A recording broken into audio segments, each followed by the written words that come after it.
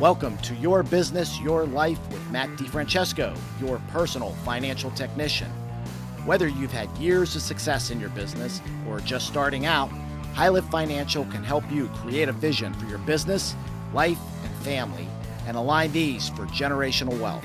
So as they say, what happens in your life affects your business. And now, on to the show. Well, hello and welcome to Your Business, Your Life with me again, your host, Matt DiFrancesco. I'm just really excited to be here with everybody. I know, we're entering into the winter season. Those of us in the north should be pretty excited. I got my guys out flushing all the deer out from the woods. So, we can kind of increase some revenue that way. It's, hey, we got to do what you got to do, right? So it's actually interesting. My guest today is Eddie Hightower. He's the Senior Vice President of Sustainability and Social Responsibility for Caliber Collision. That's, I think, an issue that most shop owners really don't think about and don't realize how the impact that those areas can have on the value of their business. And, if you've been listening to this podcast, that's a lot of what I talk about is we need to grow value to be able to exit on our terms. So I'm really excited to have Eddie on the program today. Eddie joined Caliber in 2015. And is basically had a number of different experiences here too. I'm going to so I can read my notes. He's actually worked for companies like Carnival Cruise Lines, which that must have been. Did you get to go on the boats? Yes. Oh, that's Sure okay. did. Free cruises. Free cruises. Great company. Blockbuster Video. So probably anybody under the age of 18 probably doesn't even know what that is, but that was a big video store. This is before we did all the downloads and Netflix and all of that stuff. So he's an attorney by trade. He got his BA from the University of Denver and his JD from University of Miami School of Law. He's an active member of both the Florida and DC bars. And he's over his career, worked for both private and public companies and in a variety of legal and HR area leadership roles. And, it's interesting because HR, I think, is an area that a lot of times is missed with collision shop owners. So, and I think this whole topic of sustainability and social responsibility really kind of fits into that area. He's also taught business law. So you guys are going to know he's a lot smarter than me. So I'm probably going to let him talk a heck of a lot more than I am. All right. So, and he's an adjunct professor at the University of Tampa, and he enjoys going to the gym, reading, and volunteering for Operation Kindness, which is a local pet rescue organization. So, Eddie, I'm excited to have you on Your Business, Your Life. Well, I'm excited to be here. Thanks for the opportunity. Oh, that's no problem. I mean, we love to have interesting guests. And, it was funny. When they sent your information over to me, we talked about, they said, oh, he's head of sustainability and social responsibility. And so, of course, and probably like a lot of the shop owners, I'm like, what does that have to do with collision? So maybe tell me a little bit about what sustainability and social responsibility means in the collision industry and what your role at Caliber is to basically help promote that. Yeah, no, thank you. I think you're right. I think you lose sight of that oftentimes. Of course, I'm running your business, which is what we're all here to do. But at its core, sustainability is really three components. We've all heard of them. Maybe you've seen headlines talk about the environmental, social, and governance practices of a company. But at its very core, it's really good risk management. So it's making sure that the money that you make in your business stays in your business is really what this is all about. So you think about your environmental practices and your environmental risks. You think about your teammates, that's the S, the social part of it, the communities you serve, how do you attract people into your business? And then governance, it's just how do you actually run your business? The decisions that you make, the quality of decisions you're making, and making sure that is really up to snuff. Especially as, in your background, Matt, when you're helping people exit, is that when companies come in to do valuation, these are the kinds of things that they're really looking at. Right. Oh, and it's interesting because, when I'm working with a client, typically the first thing we do is a deep dive into the business. So we look at not only just the financial aspects and look at them in a way that somebody like Caliber would look at them as a third party buyer, but we want to look at the non-financial aspects too. And it's actually interesting because just this past year, we introduced ESG into our reports, and most shops score poorly on that. And not because I don't think it's because it's basically just unawareness of what that means. If it's all right with you, what I would like to do is kind of break down each part of ESG and talk a little bit about, what shop owners should be looking at in each area, if that's okay.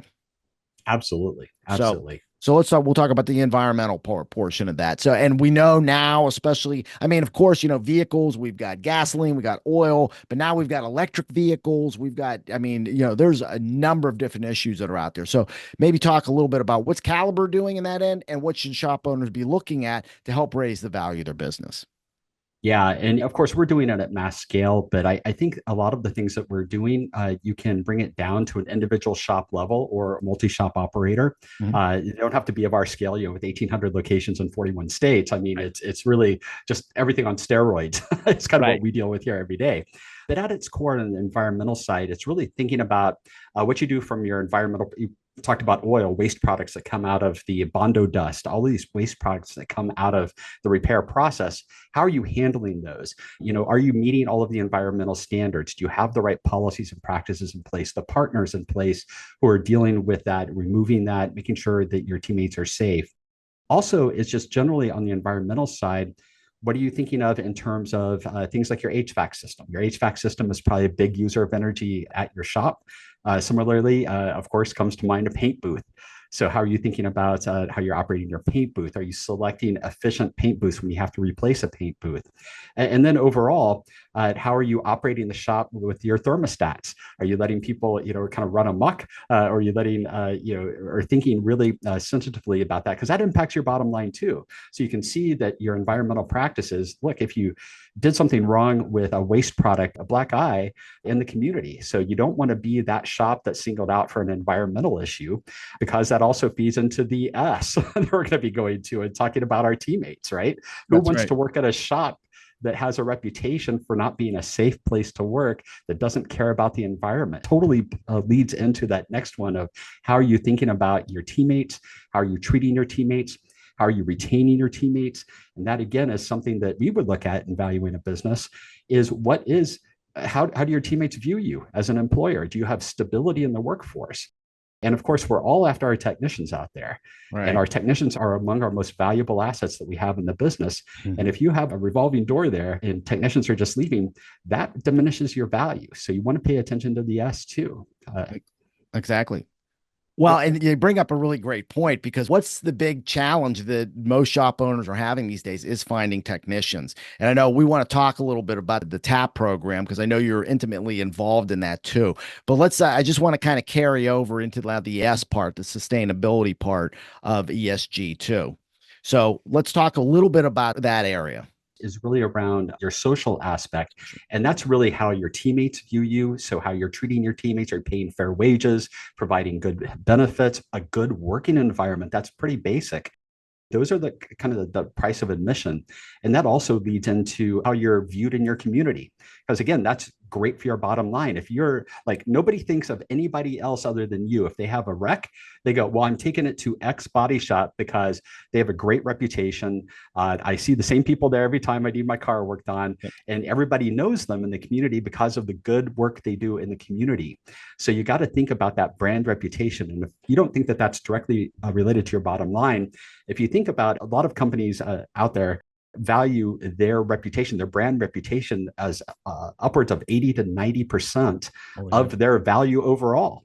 Right. Reputation is important. In a sense, I think some shop owners overvalue it, but I think a lot of them end up undervaluing it. Everybody thinks about the bottom line. And it's amazing to me as I go through, and especially as I'm doing my business insight report with clients, and we actually come up with a valuation. And there's I could have two shops that are doing identical revenue and come up with completely different valuations. And a lot of it is those type of things, is reputation, is, Yeah. do we have adequate practices? Do we have HR practices in place? All of those things.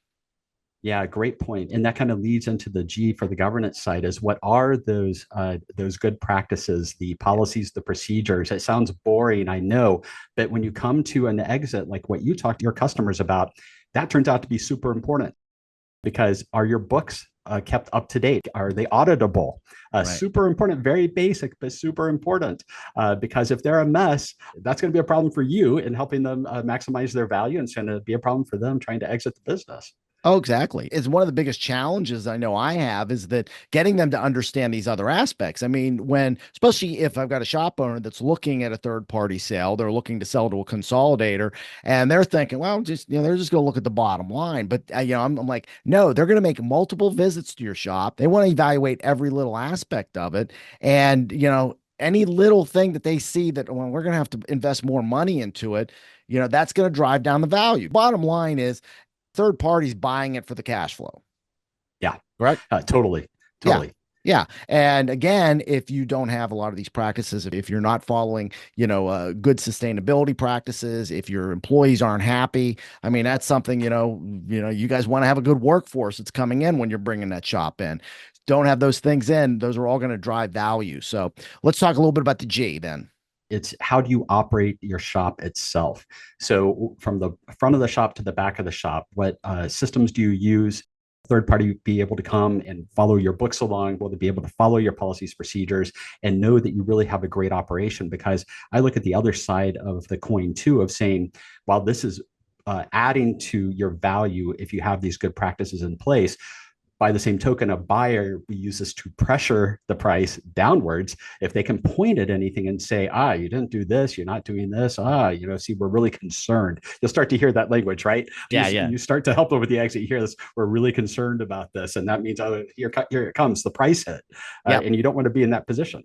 Yeah, exactly. I mean, it's really about crossing your T's and dotting your I's and having those things. And, like I said, another thing that always amazes me, especially if I'm doing an initial valuation, do you have documented procedures? Do you follow those? And it's amazing to me that they don't or they have them, but we follow them loosely, but it's nothing, don't get me wrong. I think that just a lot of shop owners are, they basically kind of built the business. They're grinders. They built the business from the ground up, but have they really added solid business practices to the shop? And a lot of it's just because no, they were never trained in anything like that. I mean, is that what you find in a lot of the shops that you guys are looking at? We do, especially in the circumstances you just described it wonderfully, is that these are the grinders. They are the ones who built the business from the ground up. And then they get to a point in their careers where they are thinking of, what's next for me? That's where you come into play, of course, where you can help them figure that out.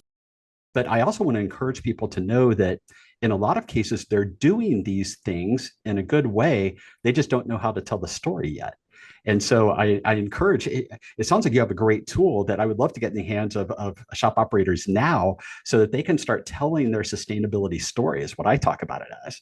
They miss a lot of these things. And that's really what we do is ideally, I'd like to get a shop owner who's maybe 3 to 5 years out and saying, look, I want to do this at some point, but I need to see where my shop is. And so we can do the evaluation. Now I have a roadmap that allows us to say, okay, we need to address this. We need to address that. We need to address this. And it's amazing because what's kind of cool is that the software that I use, as we implement these things, I can put them in as complete and I can actually show the shop owner how we're increasing the value of the business.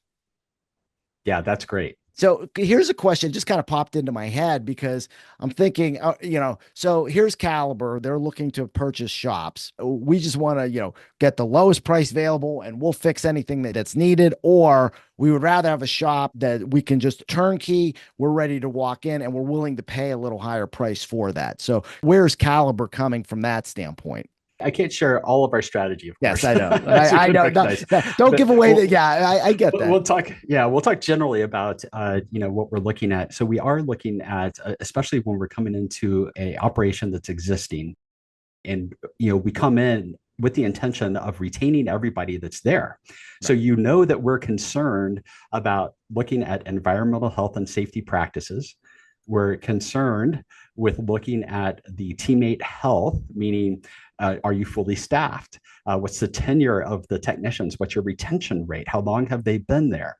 And then, of course, your books and governance items. How well overall is the shop being run? Is it going to be a shock to the system when we come in? Or is it more like a well-oiled machine that drives the value up, I think? And I'm talking in generalities now. Okay. Oh, yes. Oh, yeah. But yes. Legal disclaimer here. Right? But you can make it very clear is to say, these are the things, the types of things that companies like ours would look at. And that could be anyone who's in the acquisition space. Okay. No, and I think that's That actually kind of leads us into, I think, the technician apprentice program that Caliber has. And you guys see this out there all the time. What's the average workforce is going up, and shop owners are having a hard time finding young talent. And I know you guys have implemented a successful program to help give apprenticeships. And I want you to talk a little bit about that because I know you're very involved with that aspect of it. Yeah, no, thank you so much for that. I think we can all recognize in this industry that we're all facing the same challenge, as you say. We have the grain of the workforce. We have technicians leaving our industry faster than we can replace them. Right.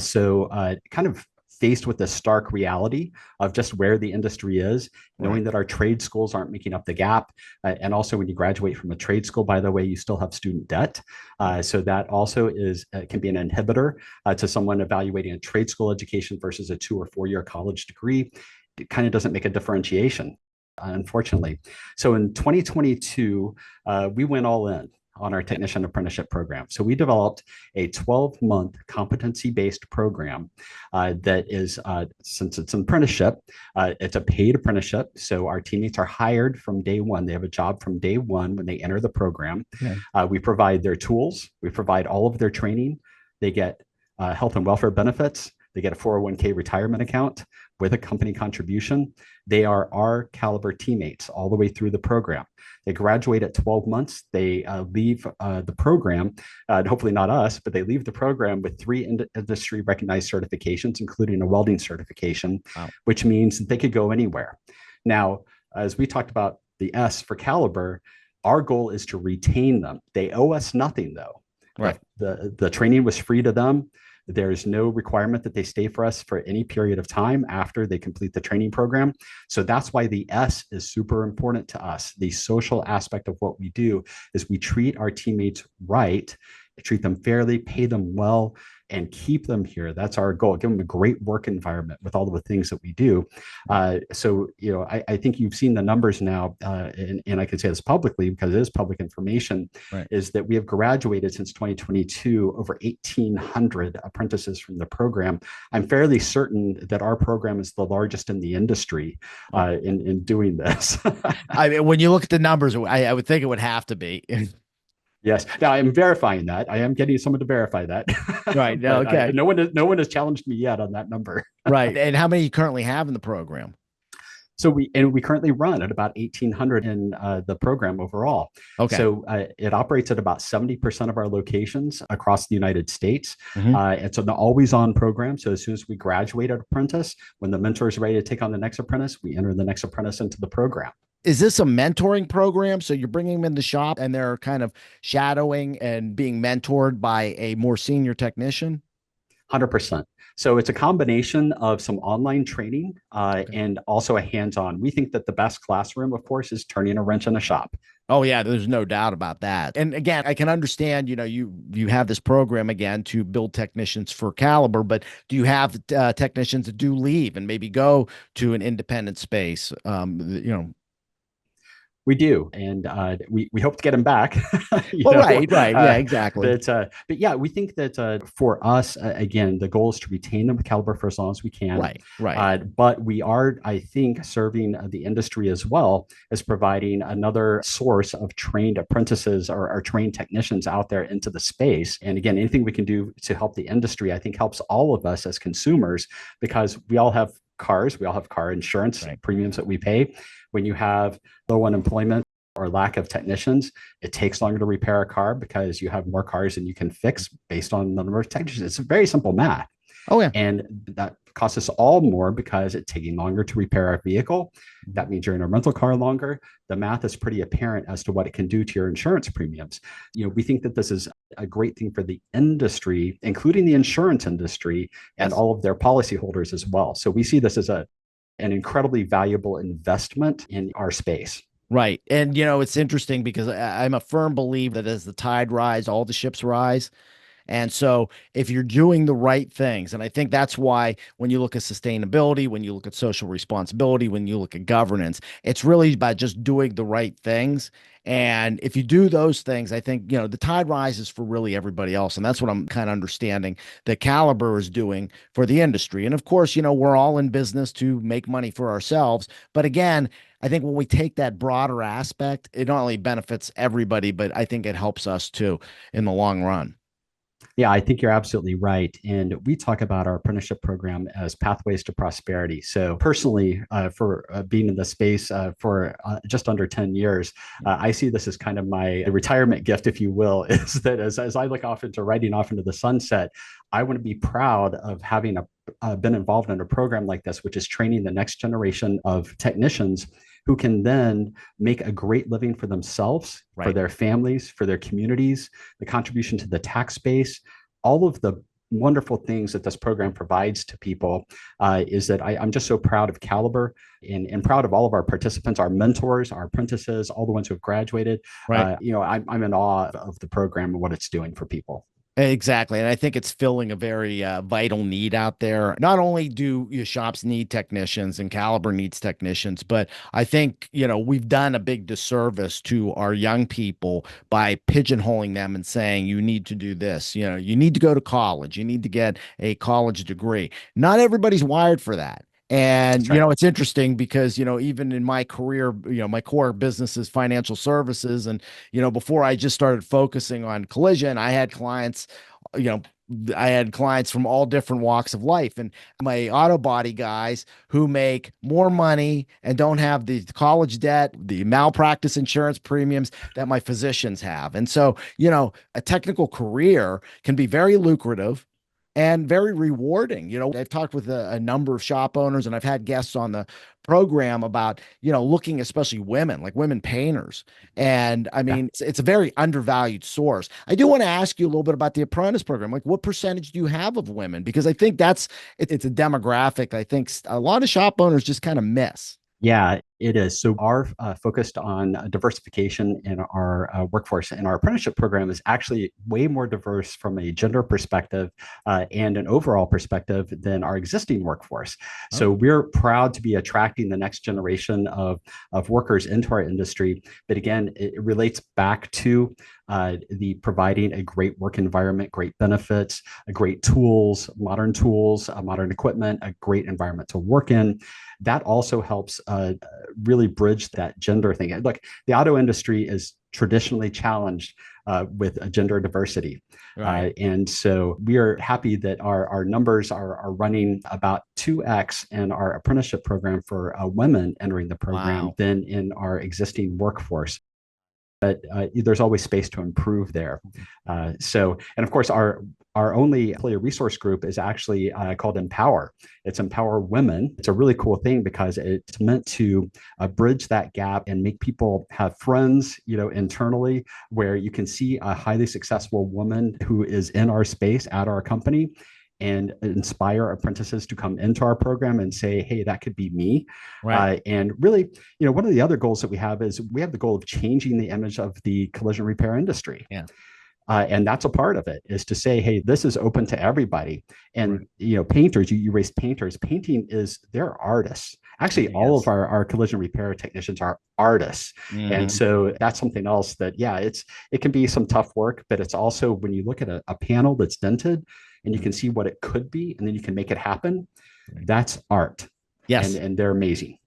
You're exactly right. I remember I was having lunch with a client of mine, and we were talking about this whole kind of the perception that a lot of shop owners have, and he was telling me the story about how when he was deciding between getting into collision repair and HVAC, and he was talking to his parents, and his parents were like, "Well, why do you want to be a grease monkey?"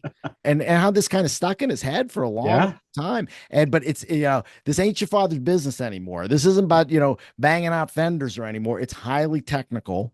All right. I mean, and I'm seeing some really cool stuff that with AI that is being used in the collision shop. And now they have the virtual goggles they put on, and it can analyze the car, and it's really amazing. So especially for young people who are used to that technology, us older people, we just sometimes we don't. I always think I'm up on technology until I run into a problem, and then I got to get one of my kids in, and I realize, oh Yes. my gosh, it's just growing too fast that I can't handle this. So Yeah. No, but you're absolutely right, is that cars are getting more complex, repairs are getting more complex, but the technology to do the repairs is also more complex right, and does take that great blend of the person who can work on the vehicle physically, but also go and look at repair procedures and right. be precise and deal with all of the technology that's on board of vehicles. We always talk about it as really modern vehicles today are just computers with metal wrapped around them. Yeah, If you isn't think that the about truth? it. Right. Yeah, exactly. Yeah. That's what my clients always say. We're computers with wheels. So Yeah, that's it. Some metal nicer than others. We get it. that's right. That's exactly right. So it's so true. So we could go on, but I want to be respectful of your time. But just I wanted to leave you time. Do you have any final thoughts that you want to leave the audience? Yeah, I just want to reiterate that this may sound new to people, but I think that all of your clients can benefit from your work with them to show them that the practices that they likely are already engaging in today can tell an amazing ESG or sustainability story and build the value in their company. So they should have the confidence and not be afraid of this conversation with you or with anyone else. Right. This is value creation. And again, the good news, you're probably already doing a lot of it. You just need to get credit for it.